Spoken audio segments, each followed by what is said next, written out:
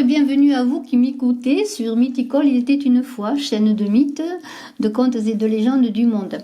Je vous invite à vous abonner et appuyer sur la cloche de notification pour suivre au quotidien, notamment en ce moment, Yawar Pampa, Terre de sang, de Edgar Sandoval Yugar, de Oruro en Bolivie, un auteur de contes et de récits inspirés des traditions de son pays. Yawar Pampa, c'est l'une de ces légendes que j'ai découvertes lors de mon 3e voyage dans ce pays. Nous avons laissé notre héros, Alberto Garcia Carrero, totalement paniqué après l'attaque de la tête coupée de la femme sans tête. Quand mon ayayou, mon âme, fut libérée, elle commença à entrer dans mon corps par la bouche. Je sentais mes forces revenir alors que John et Don Gennaro continuaient le rituel. La créature disparut de ma vue derrière mes épaules, mais je me sentais beaucoup mieux. Alors je les interrompais et leur disais que le rituel avait fonctionné. Ils s'agenouillèrent, se reposèrent un peu alors que je m'incorporais. La joie de m'avoir retrouvé ne dura pas longtemps car en me retournant, je vis Anselmo couché sur le sol, blanc comme un papier, avec la terreur sur son visage et son corps privé de son âme. Le Saïra lui avait dérobé la yayou.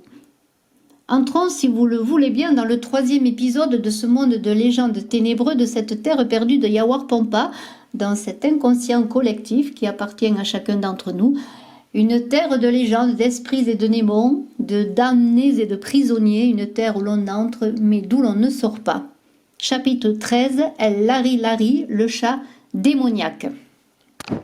Dès que la population apprit la mort du Gilakata, le chef du village, elle paniqua. Personne ne savait quoi faire.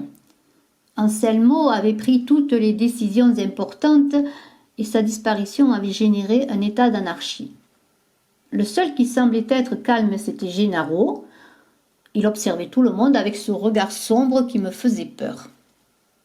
Certains villageois commencèrent à me blâmer pour ce qui s'était passé, en disant que mon arrivée coïncidait avec les massacres des êtres du Mankash Pacha, le monde du dessous. Mais Don Gennaro les rassura en disant qu'il était stupide de penser que les maux étaient la faute d'une personne, car tout le village était maudit. Cela est son destin, souffrir et mourir. Cela est son destin, souffrir et mourir. À ces mots, tous se sentirent visés, mais il me sembla que c'était le Yatiri, le chaman lui-même et ses paroles, qui donnèrent une peur étrange et sombre qui les firent rentrer chez eux. Je me sentais coupable de la mort du Gilakata, le chef du village, alors je pensais qu'il fallait faire quelque chose pour me racheter. J'essayais d'exhorter la population à retourner à ses activités quotidiennes. J'essayais de convaincre tous les villageois de travailler à nouveau. J'allais même d'une maison à l'autre les convaincre que l'activité serait préférable pour tous. J'insistais tant pour cela qu'avec le temps, peu à peu, je commençais à organiser les questions référant au travail et les devoirs de chacun. Les gens semblaient accepter sans trop d'inquiétude mon leadership de façon tacite, car personne ne voulait ajouter à ses souffrances la responsabilité de tout un peuple. Malgré le travail supplémentaire, je me sentais neuf avec un but nouveau. Seul Don Gennaro semblait agacé, car dès qu'il vit les choses, il s'isola dans sa maison éloignée au-delà de l'église. Après un certain temps, les choses semblèrent fonctionner avec une exception, celle de nos tourments quotidiens, tiques géantes, mauvaises herbes et incursions occasionnelles de l'enchanchous, cet esprit follet. L'important était que personne ne meure. Tout semblait reprendre son cours jusqu'au jour fatidique où la seule survivante de la ville est venue frapper à ma porte. On l'appelait Lucia. Elle apparaissait provenir d'une époque ancienne et immémoriable, en juger par ses vêtements que j'imaginais du temps de la colonisation. Elle venait avec un paquet sous son bras qu'elle prenait soin de dissimuler. « Je dois vous parler, jeune homme. Dis-moi, dame Lucia, que veux-tu ? C'est très grave, dit-elle. Je l'ai caché depuis longtemps, mais je ne peux pas continuer. Qu'est-ce qui t'afflige ? Elle déballa le paquet et je pus voir avec surprise un bébé d'environ 6 mois dans ses bras. Dame Lucia, comment cet enfant est-il en votre possession ? C'est mon Wawa, mon bébé. Il est arrivé avec moi il y a 2 siècles, enveloppé dans mon aguayo. C'est pourquoi personne ne l'a vu. Personne ne rentre dans votre maison sans motif. Cela aidera à le cacher à la vue de ceux du monde de dessous. Le bébé n'apparaissait pas avoir plus de 6 mois, mais son regard était celui d'un vieil homme. Il ne pleurait pas, mais avait l'air triste. « Et pourquoi me le montrez-vous » je lui demandai en regardant fixement Lucia. « C'est parce que je pense que ceux du monde du bal l'ont vu ou senti. »« Pourquoi pensez-vous cela ?»« C'est parce que j'ai entendu un lari-lari, ce chat démoniaque, miauler dans ma maison ces derniers jours. » Jamais avant ils ne sont venus, car ils pensaient que je n'avais pas de bébé. Mais il y a 2 jours, j'ai pris mon bébé dans le patio pour la première fois et je crois l'avoir vu, parce que ce soir-là, le lari-lari a commencé à miauler. « Eh bien, dame Lucia, ne t'inquiète pas, cette nuit, je vais appeler les hommes pour surveiller ta maison. »« Mais, jeune homme, vous devez savoir qu'il n'y a pas de chat ici. Celui qui miaule est le lari-lari, me dit-elle désespérée. »« Eh bien, dame Lucia, calmez-vous, je vais appeler les hommes ce soir pour garder un œil sur votre maison. »« Non, vous êtes jeune, vous, s'il vous plaît. »« D'accord, ne soyez pas effrayés, nous surveillerons ton bébé ce soir. »« Merci, jeune homme, merci. » Elle partit, me laissant pensif sur la façon d'agir dans cette situation. Le miaulement pouvait provenir d'un simple chat, mais cette terre maudite était le berceau d'innombrables êtres infernaux. Je décidai d'aller cette nuit-là armé d'un couteau. Si c'était un chat normal, je calmerais les inquiétudes de Lucia. S'il en était autrement, je serais prêt. Au crépuscule, j'allais en direction de la maison de dame Lucia. J'étais armé d'un bâton, de pierres et de couteaux. Inexplicablement, je n'avais pas peur, mais au fond de mon être, je savais que quelque chose se passerait.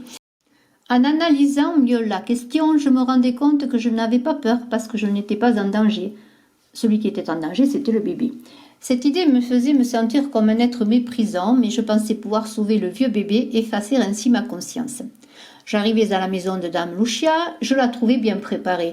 Elle avait des bâtons avec des clous, des pierres de différentes tailles et une waraka, cette fronde faite de laine de lama, plus un couteau de charcutier. Nous nous sommes assis pour attendre devant le bébé qui était allongé sur le lit de dame Lucia. L'enfant ne dormait pas, il était réveillé et nous regardait attentivement.